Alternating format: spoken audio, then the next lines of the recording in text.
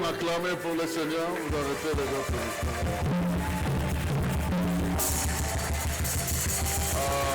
Je parle d'acclamer le roi des rois, le Seigneur des seigneurs. La gloire est à lui, l'honneur est à lui, la magnificence est à lui. Le siècle des siècles. Est-ce que tu es sûr que tu as très très bien acclamé? Alléluia. Veuillez reprendre vos places. Que Dieu vous bénisse. Reprenez vos places. Que Dieu vous bénisse. Nous sommes dans la joie de nous retrouver aujourd'hui ici. C'est vraiment une bonne occasion pour l'aumônerie. Sinon, on n'aurait jamais l'occasion de se revoir si chacun restait chez soi. Mais cette manière de faire la rotation nous permet aussi d'être à gauche et à droite chaque mois.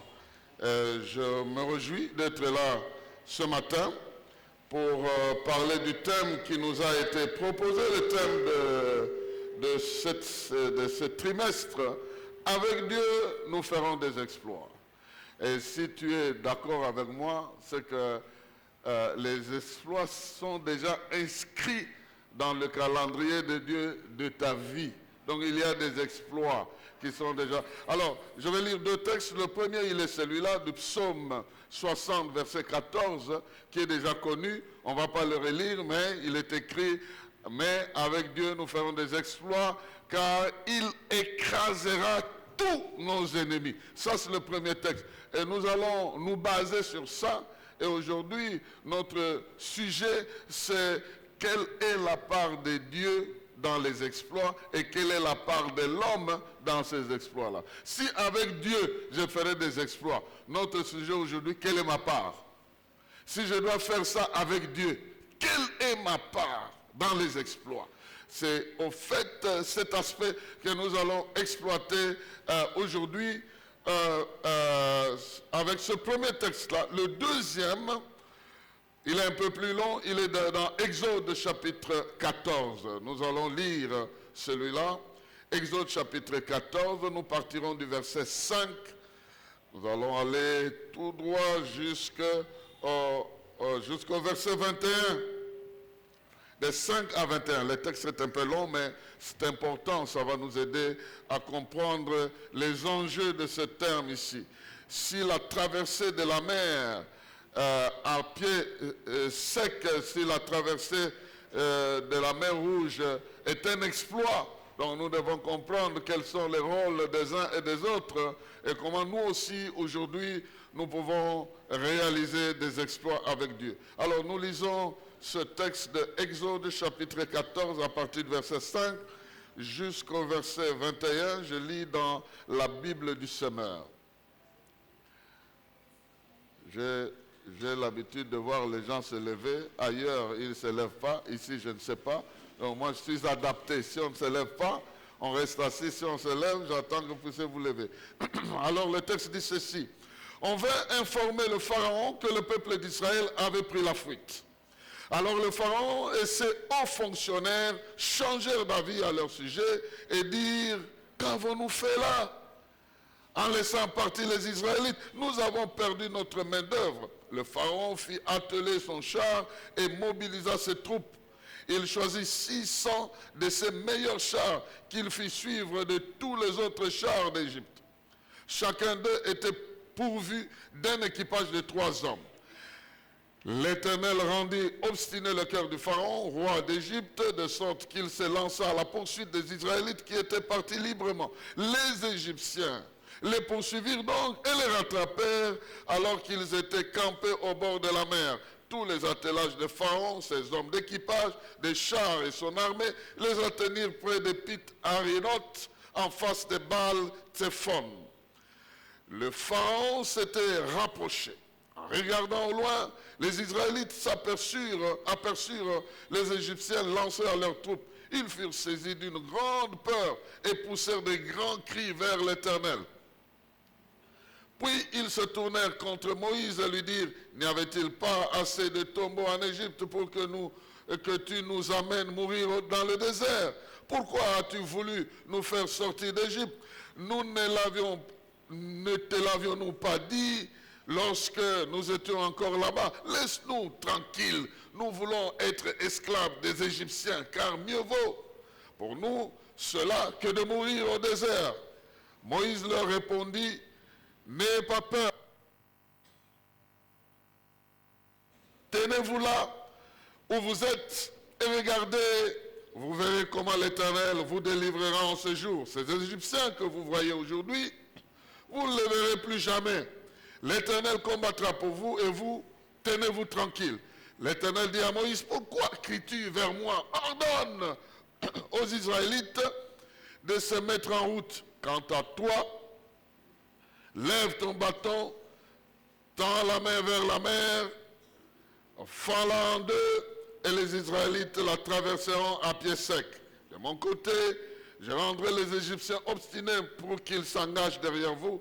Alors je manifesterai ma gloire aux dépens de Pharaon, de toute son armée, de ses chars et de ses hommes d'équipage de chars. Et les Égyptiens sauront que je suis l'Éternel quand j'aurai manifesté ma gloire aux dépens du Pharaon, de ses chars et de ses hommes d'équipage. L'ange de l'Éternel qui marchait en tête du camp d'Israël passa derrière eux et la colonne de nuée se déplaça également de devant eux pour aller se tenir sur leur arrière. Elle vint se placer entre le camp des Égyptiens et celui d'Israël. D'un côté, elle était obscure et de l'autre, elle éclairait la nuit. Durant toute la nuit, avec aucun des deux camps ne s'approcha l'un de l'autre. L'Éternel, mais Moïse étendit sa main sur la mer, et l'Éternel fit souffler sur elle pendant toute la nuit plutôt, un violent vent d'est qui refoula la mer, de sorte que les eaux se fendirent en deux, et que le fond apparut. Amen. Voici, nous arrêtons là la lecture, bien que le texte continue, mais vous pouvez reprendre vos places. Je disais que notre thème, c'est avec Dieu nous ferons des exploits, et c'est un thème qui est connu, c'est un verset de la Bible que nous avons souvent l'habitude de traiter, mais j'aimerais prendre l'aspect aujourd'hui pour parler de quelle est notre part, comment nous pouvons jouer notre rôle pour faire des exploits. Mais avant cela, avant de parler des trois rôles que nous devons jouer pour que les exploits deviennent réalisables dans notre vie, avant cela, laissez-moi expliquer le terme exploit qui est dans la Bible. Ce terme-là a plusieurs sens. C'est un terme qui est très très capital dans la parole de Dieu. On ne le trouve pas dans beaucoup d'endroits. Mais ce terme peut signifier une grande force, une très grande force. Mais vous allez peut-être être surpris, une autre signification de ce terme, ça veut dire armée, une armée. En d'autres termes, l'idée c'est quoi? C'est que vous pouvez à vous seul déployer la force de toute une armée. C'est ça que ça veut dire. Ça veut dire que vous pouvez faire un exploit, vous seul, vous déployez, Dieu met à votre disposition la puissance de toute une armée. C'est d'ailleurs pourquoi il est écrit, et c'est là que je vais revenir, nous allons faire des exploits. Pourquoi? Parce que Dieu va s'occuper de nos adversaires. Il va écraser nos adversaires. Donc dans ma vie, je vais vaincre comme si j'étais toute une armée. Pourquoi? Parce qu'en réalité, c'est Dieu qui s'occupe de mes adversaires. Donc dans votre vie, vous pouvez vous retrouver, parce que ça se passe comme ça, dans nos familles. Tu peux avoir 10 gros sorciers, comme je les ai identifiés un jour dans une famille. 10 grands sorciers, chacun avec une mission bien déterminée. Moi, je vais m'occuper de ses finances. il ne réussira jamais avec ses finances parce que je vais les récupérer sous forme de soins médicaux. En d'autres termes, je serai là pour communiquer des maladies à l'enfant, à la femme, au mari, et tout son argent. Donc moi, je suis concentré seulement sur ça. Un deuxième là, il est concentré sur l'intelligence des enfants. Aucun enfant ne va comme ça, il récupère ton argent au travers des années que les enfants passent sans réussir. Donc un autre va être là de moi, je vais récupérer les enfants qu'il devra mettre au monde. Alors en ce moment-là, je vais entraîner ces enfants dans des méconduites, ils vont avorter, ils vont faire ceci. Imaginez, je ne vais pas citer tout. Donc il y a 10 sorciers là, chacun spécialiste en train de t'attaquer. C'est comme ça que tu dis, mais je ne comprends rien dans ma vie. Rien ne marche, ça ne va pas, je tourne. Tu as des adversaires, chacun en train de te bloquer. Mais la Bible dit qu'avec Dieu, Dieu peut s'attaquer avec eux au même moment. Il bloque celui qui te bloque ici, il bloque celui-là. Lui seul peut intervenir et toi tu vas gagner la victoire comme si tu as combattu le 10 là. Je ne sais pas si tu me comprends. Tu vas faire des exploits avec Dieu. Une seule prière peut terroriser, peut détruire tout, paralyser tout. C'est une seule prière, une seule. Et je suis venu dire à quelqu'un qu'il est temps pour que tu t'en sortes. Tu ne resteras plus jamais comme ça, comme un sujet de... Les exploits sont inscrits dans ta vie. Les exploits sont des choses qui dépassent l'entendement humain. Quand les gens voient ce que tu as fait, ils ne peuvent pas dire que tu es capable de le faire. Manger du 1er au 31, ce n'est pas un exploit, c'est normal. Tu dois manger du 1er au 31. Mais si tu manges du 1er au 31 et tu épargnes comme si tu n'as jamais mangé, tu es en train de faire des exploits. D'ailleurs, vous êtes heureux, il y a des gens de la banque qui viennent vous accompagner ici. Il ne faut pas prendre ça à la légère. Donc ça fait partie. Tu peux te retrouver avec $600 à la fin du mois, à la fin. Parce que tu as épargné $50 chaque mois. Donc tu te retrouves avec un peu d'argent. Et si tu en fais pendant 5 ans, eh bien, quand tu seras vieux, tu ne vas pas courir derrière les gens. Donc non, je ne fais pas leur publicité, hein, donc ils ne m'ont pas payé pour ça. Donc d'ailleurs, mais je vous dis que ça fait partie des bonnes choses de la vie. Alors, j'aimerais faire une remarque. Je n'aime pas quand je prêche, les gens circulent dans la salle. Donc ça c'est ma remarque, c'est moi, je fais cette remarque. Vous pouvez prendre des photos, mais quand vous circulez là, ça me perturbe. Alors je disais que les exploits, c'est dans le cadre de la Bible ici, c'est comme si toi seul tu représentais toute une armée.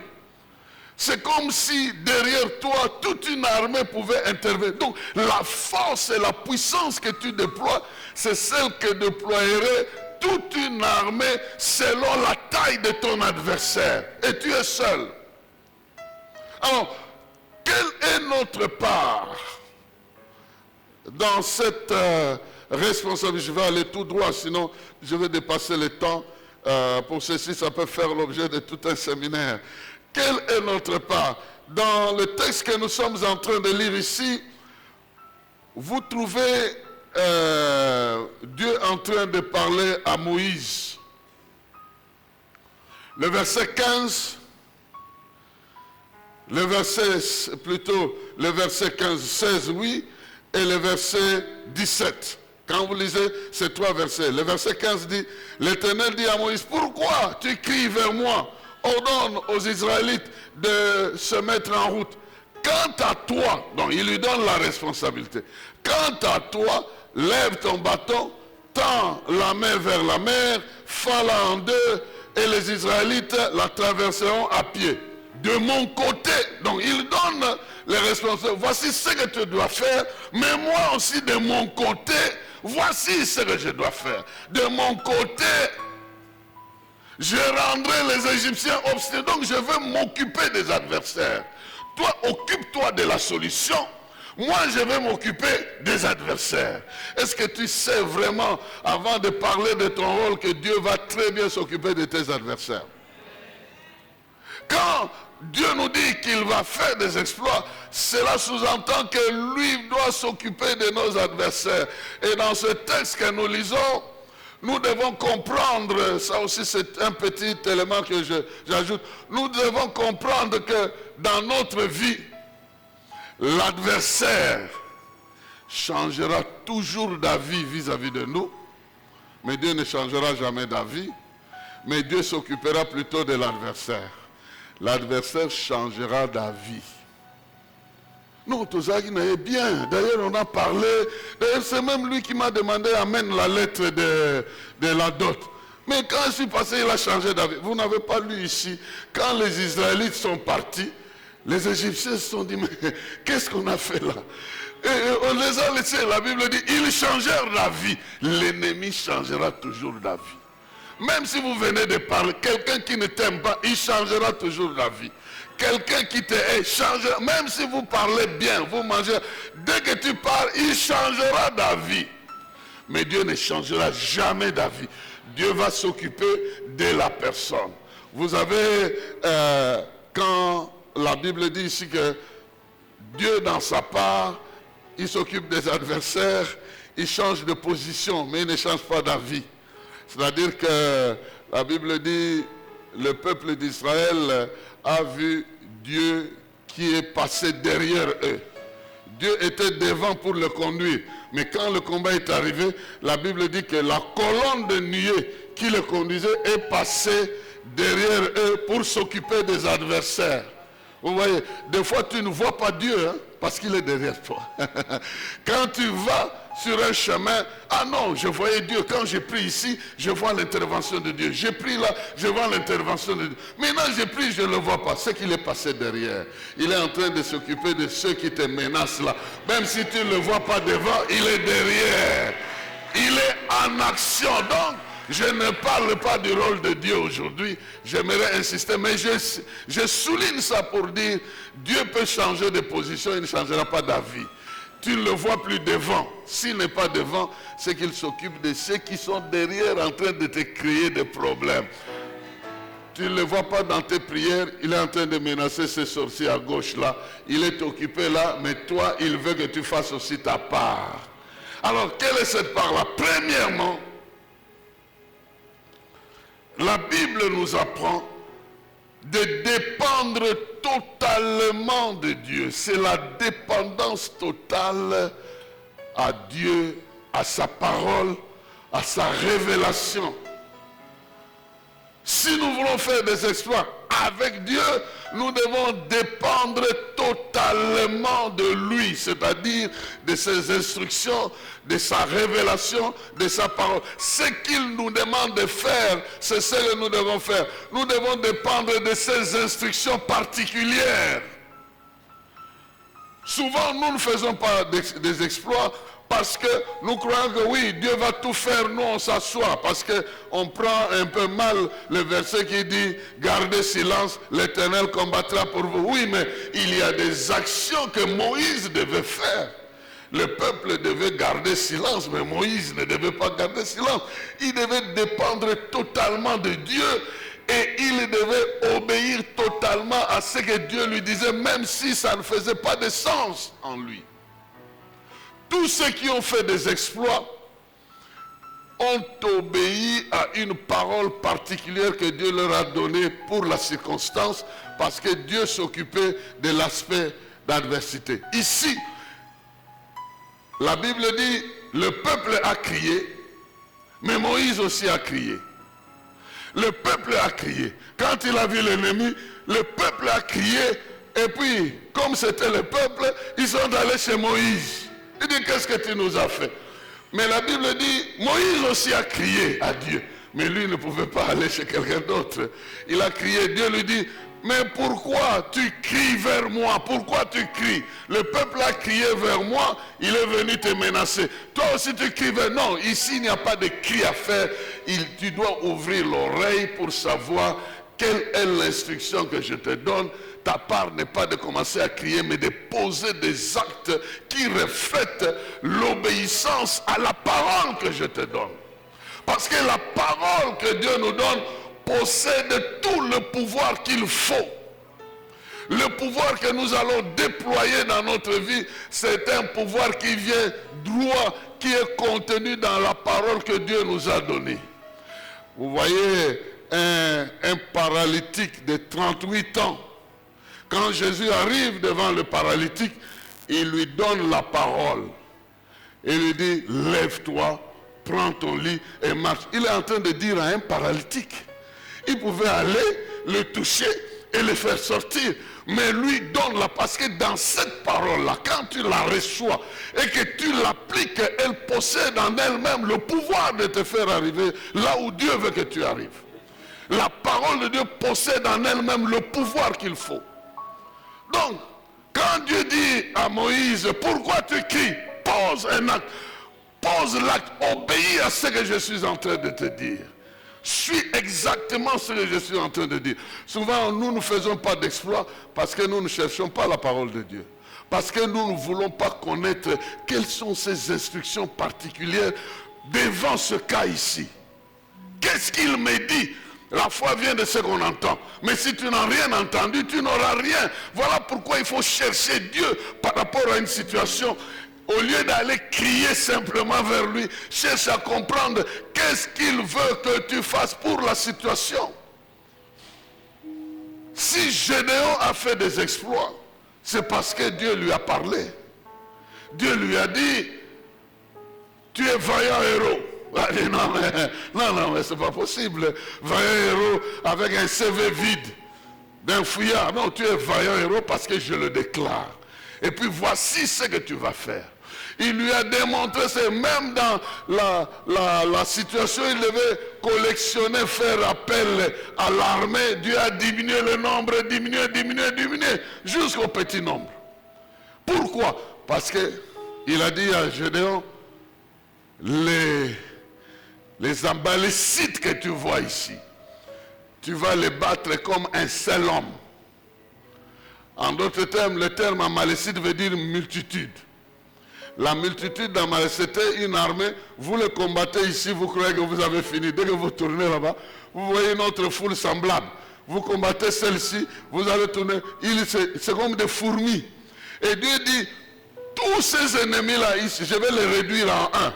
Donc tu vas les combattre comme un. Tu vas faire des exploits parce que moi, je vais m'occuper de tes adversaires. Je les rendrai vincibles par toi. Alors, je ne sais pas si quelqu'un est en train de me comprendre que mon problème, ce n'est pas de chercher de gêner qui m'a fait ceci, qui est à la base de ma malédiction. C'est l'oncle de mon oncle qui a donné ceci à moi. Je n'ai pas besoin de ça, Dieu va s'occuper de ça. Mais j'ai besoin de savoir qu'est-ce que je dois faire. Il peut me dire prie, il peut me dire fais une action de grâce. Moi, je dois chercher ce que Dieu me dit. L'adversaire qui est à la base de ça, ce n'est pas mon affaire. Mais il y a des spécialistes aujourd'hui, même dans l'église, qui vont dire, ah, je vois la main noire, hein, la main noire. La main noire, hein, la main noire. Non. Il y a un ancêtre qui a donné le pagne à un tel qui a consommé. Mon ami, ça fait quoi? Tout ça, c'est connu par Dieu. Tout ça, même si c'est vrai, ça ne change quoi? Que je connaisse que c'est ça. Parce que c'est déjà une réalité qui existe. Moi, je l'ignore. Le fait de le connaître, ça va changer quoi? Mais moi, je préfère que Dieu me dise, pose tel acte. Considère que ça, c'est nul. Considère que ça ne vaut pas la peine. Vous allez, mais avec Dieu, vous allez faire des exploits si vous dépendez de ce qu'il vous dit. Je me rappelle un jour, je fais un rêve. Je vois ma fille morte. Je dis, je fais quoi? Il dit, considère que tu n'as rien vu. Et puis j'ai voyagé le même jour.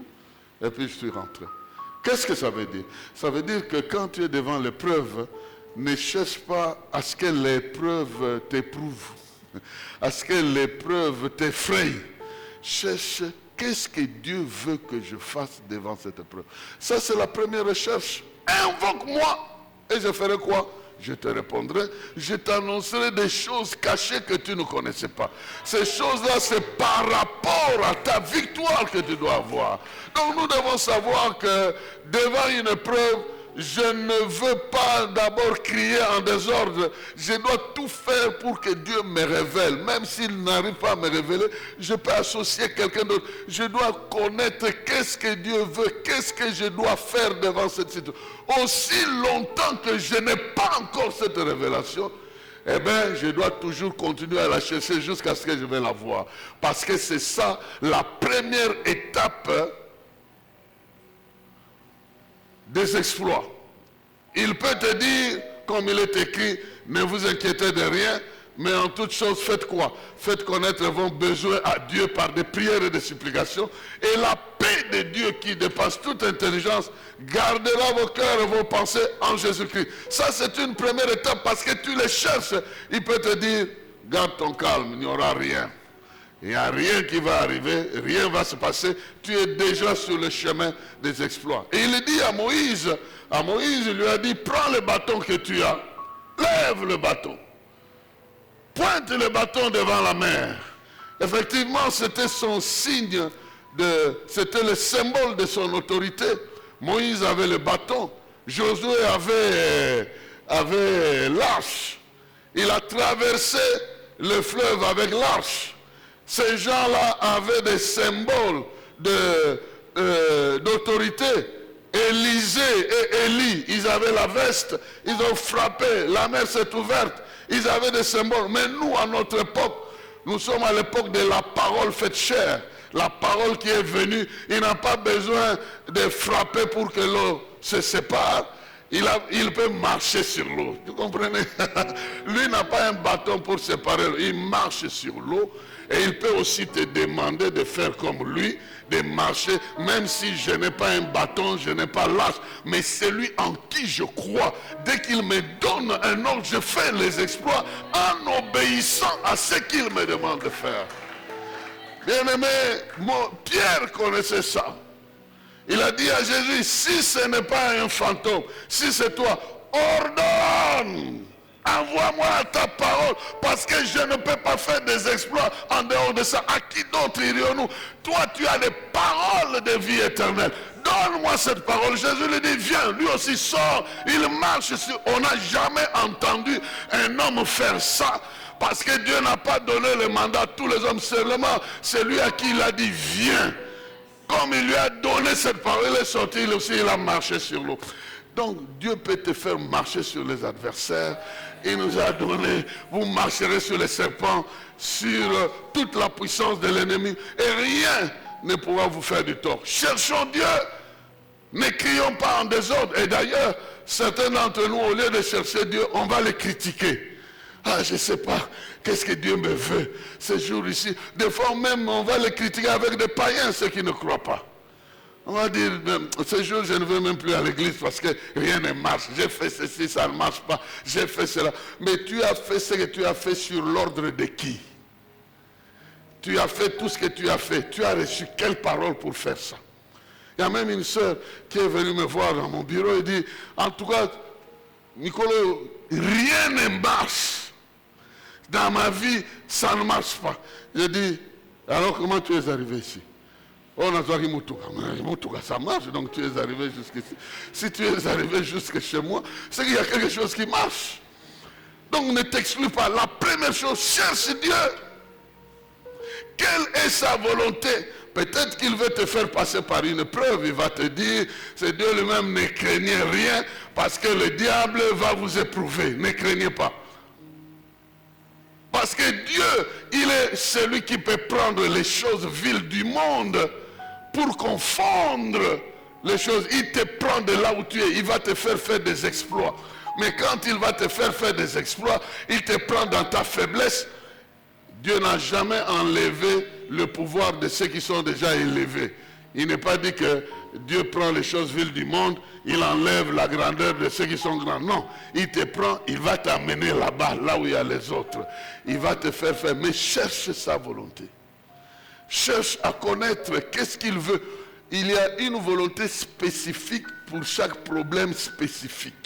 Pour chaque combat spécifique, tu ne peux pas avoir une volonté permanente, souveraine, que tu peux appliquer partout. Non, tu dois aller chercher à chaque circonstance. le problème que tu as passé là est différent d'un autre qui va venir et il faut continuer à le chercher. C'est pourquoi nous dépendons totalement de lui.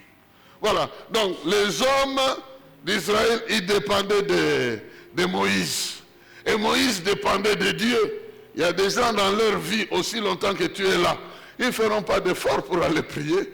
Ils ne feront pas d'efforts pour chercher ceci. Ils savent que tu es là. Ils viendront te poser des problèmes. Mais toi, tu dois savoir qu'avec Dieu, tu feras des exploits. Donc tu seras capable de répondre à tous les besoins que Dieu veut que tu répondes, parce que Dieu t'accompagnera. Si jamais tu écoutes sa voix, tu le cherches, il est là pour t'accompagner. Ça, c'est la première. La deuxième chose. La deuxième chose, Dieu demande à Moïse d'affronter le problème, de ne pas le fuir. D'affronter le problème avec les instruments qu'il avait de pouvoir. En d'autres termes, nous devons mettre notre foi en action par rapport à ce problème. Ayant déjà reçu le soutien de Dieu, ayant déjà reçu la volonté de Dieu, nous sommes en train d'avancer. Il nous a déjà donné une idée de ce qui doit arriver et nous devons affronter le problème. Il a dit à ceux de Pergame, il a dit à ceux de Smyrne, il a dit aux uns que vous êtes là où le diable a son trône. Il va mettre quelques-uns à l'épreuve et vous allez mourir. Soyez seulement fidèles. Hein? Oui, là vous allez jeûner, vous allez prier, ça ne va pas marcher. Je ne sais pas si vous me comprenez. Vous allez jeûner, vous allez prier, ça ne marchera pas. Parce que Dieu sait que c'est là où le diable a son trône. Et quelqu'un pouvait lui demander, mais comment tu les laisses alors là-bas? Ton église est là, tu laisses aussi le diable avec son trône là en train de menacer tes enfants. Et il dit, soyez seulement fidèles jusqu'à la mort. Et vous voyez la suite. C'est là où je lisais un jour, je dis, j'ai jamais compris la parole de Dieu dans ce sens-là. J'ai jamais compris qu'un mort peut être déclaré vainqueur. Dans ce texte-là, on dit, soyez fidèles jusqu'à la mort. Au vainqueur, voici ce que je vais donner. Le vainqueur là, c'est qui? C'est celui qui est mort dans ces conditions-là, il est vainqueur. Et nous, on le déplore, mais Dieu considère, parce que ta vie ici, c'est une vie éphémère. Ta vraie vie est éternelle, c'est-à-dire celle que tu vas passer dans l'éternité. Ici, tu te qualifies pour l'éternité. C'est pourquoi on a peur de rien. Il est écrit, ils l'ont vaincu à cause du sang de l'agneau, mais ils n'ont pas eu peur. Non, pas du tout. Pas du tout. Donc nous appartenons à Dieu et nous devons affronter le problème. Nous devons l'affronter tout en sachant que si Dieu veut, nous passerons. Si Dieu ne veut pas, sa volonté s'accomplira. Alors c'est là où plusieurs personnes abandonnent le combat. C'est ici que nous perdons la possibilité de faire des exploits. Pourquoi? Nous ne sommes pas prêts à l'autre alternative. Nous ne sommes pas prêts. Pas prêts à l'autre alternative. Une famille m'a appelé à l'époque où le sida vraiment faisait rage. Je devais prier pour leur fille. Elle était en chambre, étalée, elle était mourante. J'arrive dans la chambre, elle fait signe aux autres et dit, laissez-nous, laissez-nous. Laissez-nous tranquille. Elle confesse tous ses péchés. Maintenant, elle me dit, prie maintenant vraiment que Dieu me pardonne. Je prie. Pour une fois dans ma vie, la personne s'élève sur le lit. À ce niveau-là, elle retombe sur le lit, pouf, en train de rendre l'âme. Je dis à Dieu, non, il n'est pas question. Dans la chambre, quand je vais sortir, jamais de la vie. Elle ne va pas mourir dans ces conditions. La famille qui m'a même demandé de prier va me créer des ennuis. Donne-lui de revivre même pendant quelques temps le problème qu'elle avait dit là, qu'elle règle ça, et puis après tu vas la reprendre. Résultat, elle ouvre les yeux et dit, il fallait qu'elle condition, tu risques de me créer des problèmes. Elle Elle a repris la santé pendant 3 mois. Je l'ai même vu dans des réunions de full gospel. Elle a réglé tous ces problèmes. Les gens ont crié, voilà le succès. Mais moi, je savais que c'était pour un temps, pour régler des problèmes. Et puis après, pouf, un jour, elle tombe, elle meurt. Bien-aimés dans le Seigneur, vous voulez faire des exploits. Ces exploits-là doivent, comme je le dirai à la fin, doivent glorifier Dieu. La finalité des exploits, c'est la gloire de Dieu et pas celle d'un homme. À quoi servirait un homme de se glorifier au travers de quelque chose qu'il a fait, sinon de tomber dans l'orgueil?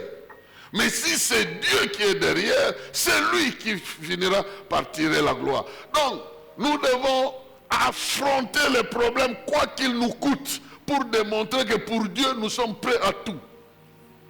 Si nous n'atteignons pas ce niveau-là, bien-aimés, nous n'allons pas croire totalement. Nous n'allons pas dépendre. Écoutez les amis de Daniel, ce qu'ils ont fait. Quand vous lisez le chapitre 3 de Daniel, verset 18, ils ont dit au roi Nabucodonosor et ses gens, ils disent, votre statue là, nous n'allons pas l'adorer. Nous n'allons pas l'adorer. Donc si vous ne l'adorez pas, on vous jette dans la fournaise. Oui, nous savons, ils ont dit ceci. Lisez verset 18. Nous savons que notre Dieu est capable de nous sauver de la fournaise, même s'il ne le fait pas. Voilà, c'est là où il y a le problème. Même s'il ne le fait pas, nous on préfère aller mourir dans ce feu parce qu'on lui a obéi, que de continuer à vivre librement à genoux comme des esclaves d'un démon. Non, jamais. C'est à ce niveau que nous perdons l'occasion de faire des exploits. À ce niveau-là, parce que nous avons peur. C'est l'ennemi qui vient nous dire, et si ça ne marchait pas? Mais alors, si ça ne marchait pas, ce n'est pas mon problème. Parce qu'en réalité, ce n'est pas moi qui fais marcher, c'est Dieu. Si ça ne marche pas, je dirais que ça n'a pas marché. Mais moi, j'ai fait ma part. J'ai fait ma part, sachant que Dieu aussi va faire sa part. Et la part de Dieu va déterminer la victoire et la gloire de Dieu dans cette affaire-là. Il va se glorifier. La Bible dit, ils ont vaincu à cause de ce que Dieu a fait, à cause du sang de l'agneau et de la parole de leur témoignage. Mais de leur côté, ils n'ont pas craint la mort. Non. Ils étaient prêts à tout. C'est ici que nous devons comprendre les enjeux. Va te présenter comme ça que Moïse est en train de dire aux Israélites, ne fuyez pas.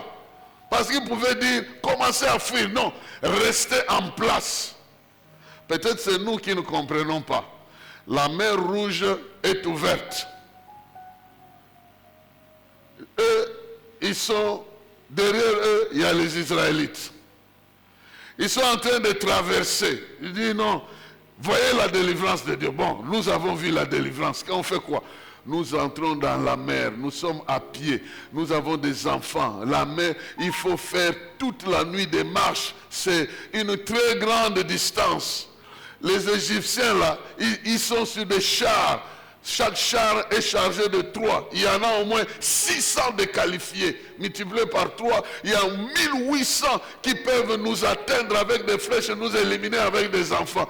Tu es en train de nous dire, regardez là, oui, entrez dans l'eau, mais l'eau, on va mourir dans l'eau, et puis il y a des adversaires. Non, il faut manifester la foi.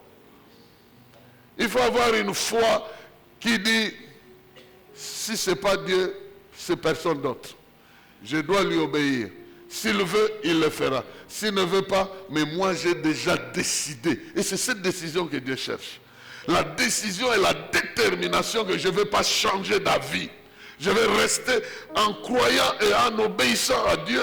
Et si ça ne marche pas, c'est mon procès. Ça sera mon problème. Je me rappelle quand les gens de AFDL sont entrés.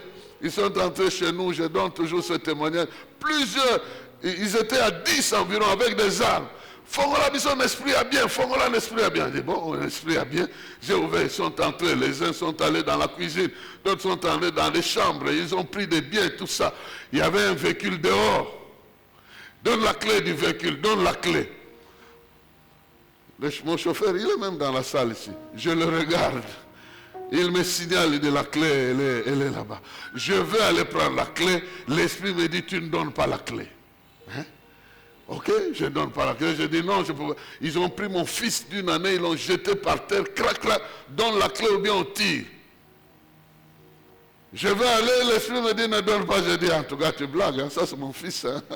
Je ne veux pas t'écouter, dis tu ne donnes pas. Ok. Je dis aux gens, moi je suis serviteur de Dieu, pendant que vous me parlez, c'est lui m'interdit de vous donner. Alors tirez si vous voulez. La manière dont ma femme m'a regardé, et dit, ce type il est devenu fou. Tirez, moi je suis serviteur de l'Éternel, il me dit de ne pas vous donner la clé, je lui obéis, alors vous faites ce que vous voulez. Exactement comme ça.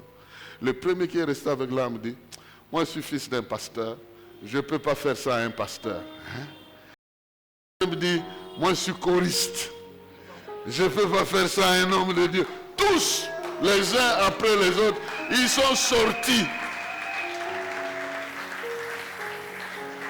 Jusqu'aujourd'hui, mon fils me tient toujours responsable. Tu as failli me faire passer comme ça. Je crois que ça l'a choqué de voir que je peux prendre une telle décision. Mais moi, j'obéissais à Dieu et ça a été le salut de Dieu. Je vous dis, si vous ne prenez pas le risque avec Dieu, alors vous n'avez pas d'exploit. Il y a une dimension de risque que vous devez prendre. Et si vous ne prenez pas ce risque-là, la gloire de Dieu risque aussi de ne pas se manifester. Troisième, pour terminer,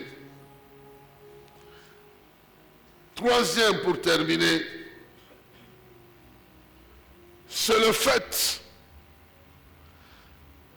de donner gloire à Dieu, de considérer qu'il s'agit là de la gloire de Dieu et pas des hommes. Donc je vais finir par provoquer la gloire de Dieu. Dans ta tête, tu sais que même si ça marche selon moi ou ça ne marche pas, Dieu doit être glorifié dans cette affaire. Il ne faut pas que l'ennemi se glorifie. Parce que Dieu s'occupe de l'ennemi en lui disant, j'ai mon gars là qui va provoquer ma gloire. Et moi je continue. Et moi je cherche cette gloire là pour moi-même. La Bible dit, quand j'aurai fait ça pour vous, ne dites pas, c'est elle qui a fait. Considérez que c'est ma gloire. Souvent, nous, après avoir fait des exploits, on devient super homme et on commence à enlever Dieu, on se place à la place de l'homme. Non. C'est Dieu qui doit retirer la gloire. C'est Dieu qui doit recevoir toute la gloire. Si nous volons cette gloire-là, c'est-à-dire nous ne le glorifions pas, eh bien, les prochaines étapes, nous allons perdre la petite gloire que nous avons gardée pour nous-mêmes. On va la perdre. Il va nous faire perdre ça. Devant Haï, ils ont perdu parce qu'ils n'ont pas conservé la gloire. Et moi, aujourd'hui, je viens te dire, la Bible dit, tout ce que nous faisons, que nous mangeons, que nous buvions, que nous fassions quoi que ce soit, que nous le fassions pour la gloire de Dieu. La gloire de Dieu doit animer notre motivation, doit être même l'objectif de notre vie. Et si je vis pour la gloire de Dieu, comme Dieu se glorifie toujours, je vais prendre part à cette gloire-là. Pourquoi la voler? Parce que je n'ai pas besoin de la voler, parce que Dieu me l'a déjà donné. Je dois l'honorer avec cette gloire-là. Ce que je suis en train de dire, c'est quoi? La Bible dit, je ne donnerai pas ma gloire à quelqu'un d'autre. Nous ne sommes pas quelqu'un d'autre. Nous sommes ceux-là, justement, qui devons manifester sa gloire, mais nous ne devons pas la prendre pour nous-mêmes. Nous devons utiliser cette gloire-là pour le glorifier. En d'autres termes, quand Dieu se glorifie dans ta vie, considère ça comme un état avec lequel tu vas progresser dans ta vie pour continuer à le glorifier. Celui qui a faim ne le glorifiera pas autant que celui qui a été béni. Quand Dieu te donne des bénédictions, avec cette bénédiction, glorifie le Seigneur. Quand Dieu te donne la victoire, par cette victoire, glorifie le Seigneur. D'ailleurs, le psaume 60, là, quand vous lisez au-dessus là-bas, ce psaume de David, il a composé ça quand il avait un tel combat. Et en revenant de ce combat, il a composé et ils ont commencé à chanter. Il avait des cantiques improvisés et composés sur le chant. Et les gens commençaient à chanter. Ils ont dit, oh Dieu, tu nous as abandonnés. Mais voici le temps que tu peux montrer ta gloire. Et Dieu leur a donné la promesse. Il leur a dit, je serai, je vais intervenir, je vais écraser vos adversaires, vous-même là, vous allez compter sur moi. Donc, bien-aimés dans le Seigneur, je n'ai pas défini un exploit comme tel. Dans ta vie, tout ce que tu dois faire qui est difficile deviendra un exploit. Tout ce que tu as l'intention de faire qui est difficile deviendra un exploit. Je peux prendre un exemple, je peux prendre le livre là. Quelqu'un m'a posé des questions.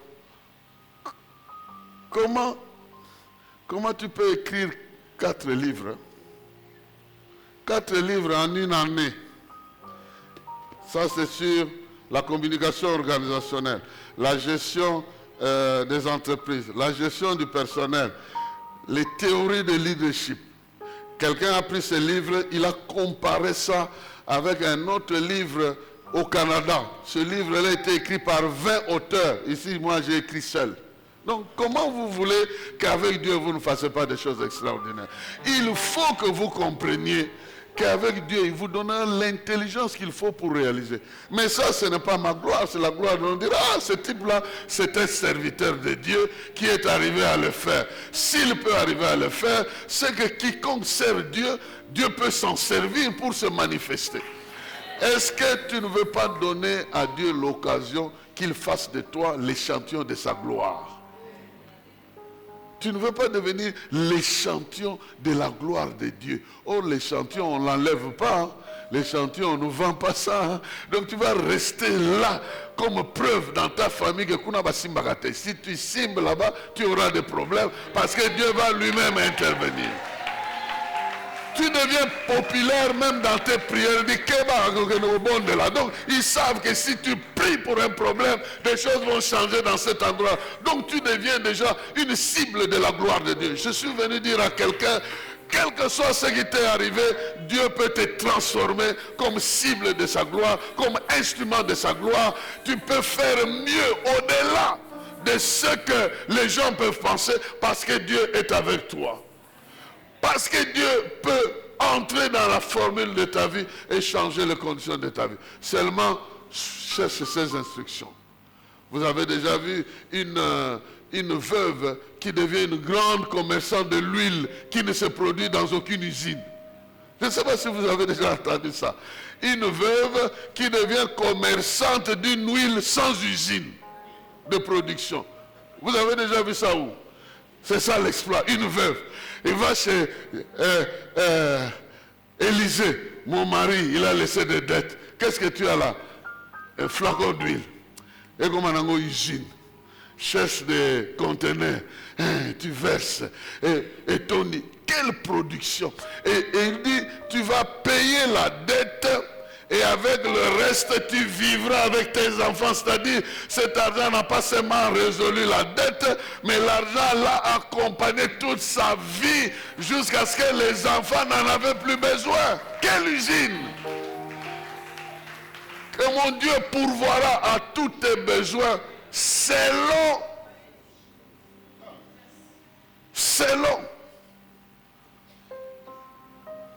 sa puissance. Mon Dieu pourvoira à tous tes besoins, selon sa puissance, mais avec gloire en Jésus-Christ.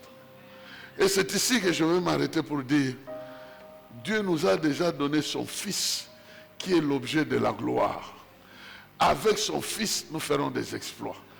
Parce que Jésus doit être glorifié dans notre vie.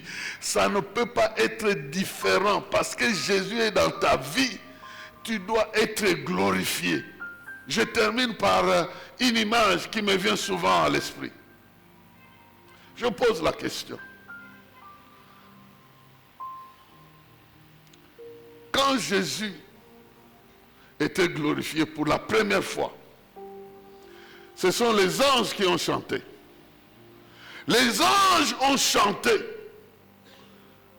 Dis gloire à Dieu dans les cieux et paix sur la terre. Jésus avait quel âge? Il avait quel âge? Il était entouré dans quelle assemblée? Il avait déjà fait quelle œuvre?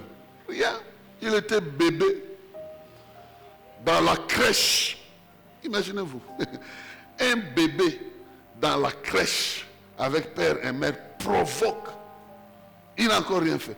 Provoque la joie au ciel, la gloire, les étoiles, la constellation bouge. Les gens qui dépendaient de ça, une étoile leur dit, ne nous consultez plus. Nous allons vous amener chez celui-là. Il avait quel âge? Il était bébé. Mais maintenant qu'il est mort, il est mort et il est ressuscité, il vit en toi. Comment il ne peut pas provoquer la gloire de Dieu? Je ne sais pas si je parle à quelqu'un ici. Ce genre de choses me rendent fou dans ma vie. Je dois croire que j'ai droit à une gloire encore plus élevée parce que je ne suis pas l'étable, parce que je ne suis pas la crèche. Je suis un homme serviteur de Dieu et Jésus n'est pas un Jésus emmailloté, un Jésus dont on prend soin, mais il est un Jésus esprit vivifiant qui donne la vie. Il a vaincu la mort, il a vaincu les maladies, il a établi tout ça. Et en plus, il a dit, le Saint-Esprit ne vient pas encore parce que je ne suis pas glorifié. Quand je serai glorifié, il viendra. Et cet esprit est avec nous. Comment la gloire de Dieu doit nous échapper?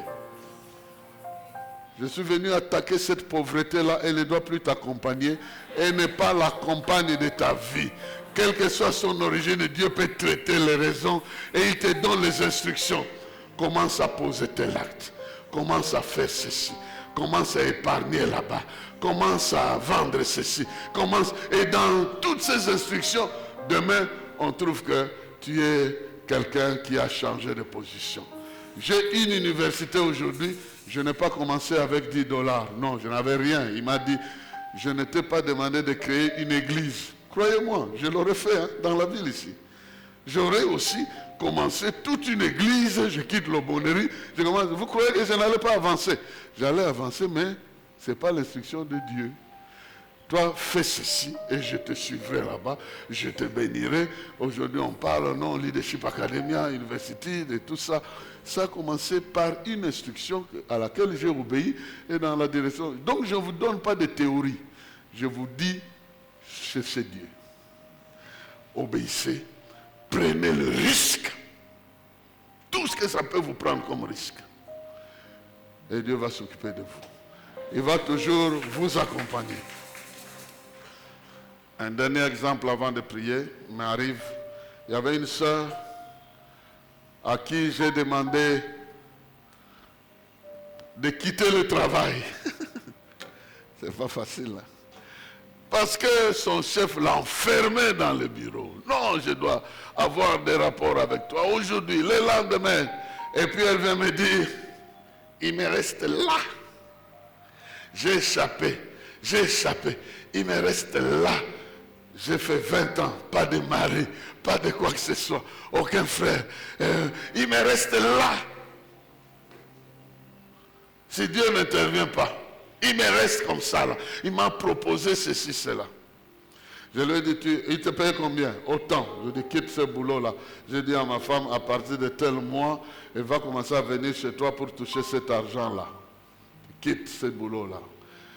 Un mois après, elle s'est mariée. Aujourd'hui, c'est parmi nos filleuls qui sont au Katanga là-bas. Un homme qui avait aussi sa famille avant, qui est devenu veuf, qui est allé et aujourd'hui, ils sont heureux. Simplement parce que des fois, nous avons peur que si je ne fais pas ceci, je risque. Non, prends ce risque-là. Prends ce risque-là et Dieu va intervenir dans ta vie. Que Dieu bénisse sa parole. Que Dieu bénisse sa parole.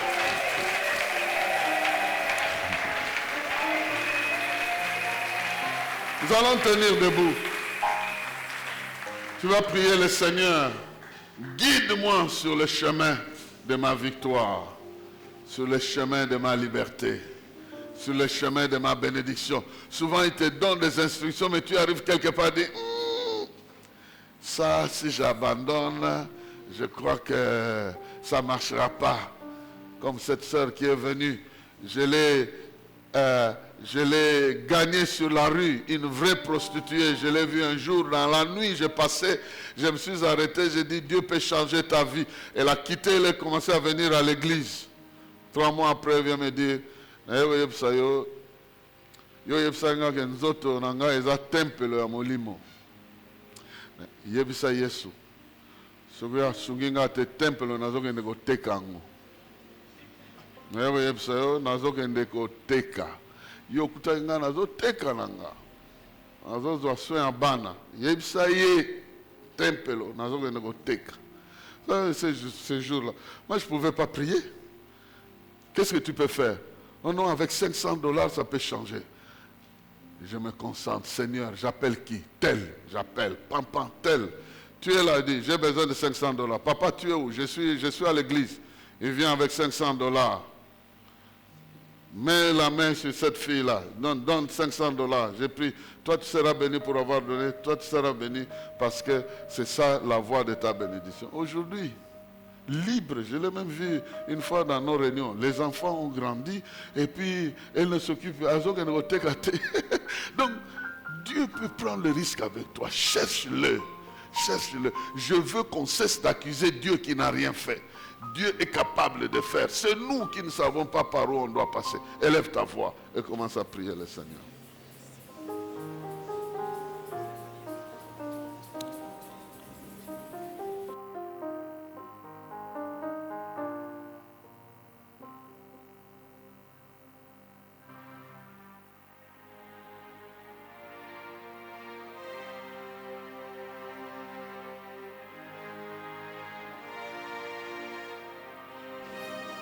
Prie le Seigneur.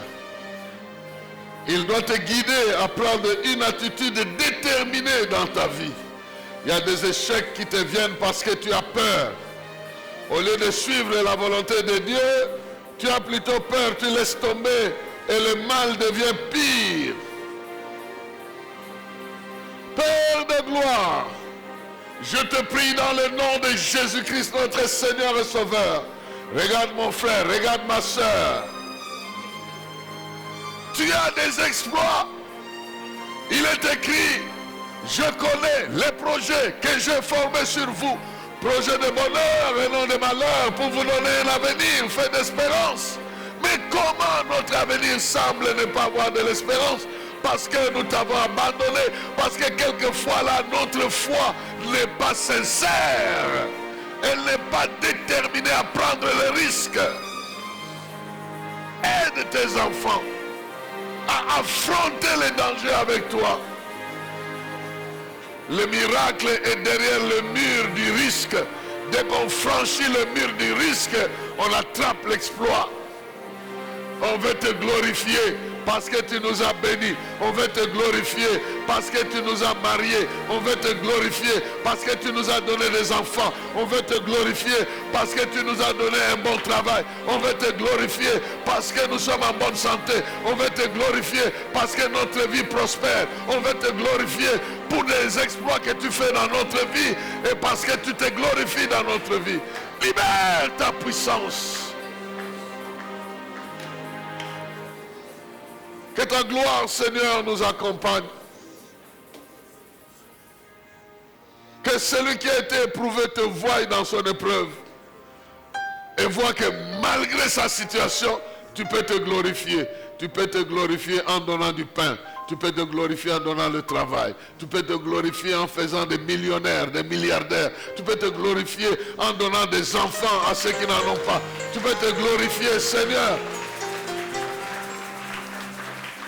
en chassant la honte de notre vie, en chassant la honte de notre vie, en chassant la honte et la confusion. Tu as dit quand l'Esprit viendra, mon peuple ne sera plus jamais dans la confusion. Regarde ceux qui t'aiment, regarde ceux qui sont embrouillés. D'un côté, ils veulent te respecter, de l'autre côté, des situations. Libère ta puissance dans leur vie, Seigneur. Et qu'ils passent ici devant en train de te témoigner que tu les as gardés, que tu les as protégés, que tu as coupé le fil qui bloquait leur progrès, leur marche. Tu es le même hier, aujourd'hui, éternellement. Ce que tu as fait hier, tu le fais aujourd'hui, tu le feras demain. Je prie, Seigneur, que tu ailles même au-delà de ce que tu as fait pour moi. Je suis témoin que tu es capable de faire des choses. Et je suis témoin que tu es prêt à faire plus même dans la vie de ceux qui m'entendent aujourd'hui. Et je prie que l'esprit qui m'a entraîné sur cette voie touche mon frère, ma soeur, mes enfants spirituels que je vois ici, qu'il les touche afin qu'ils réalisent des exploits avec toi. Rien n'est impossible et tout est possible à celui qui croit. Vous êtes ainsi bénis au nom de Jésus-Christ. Amen.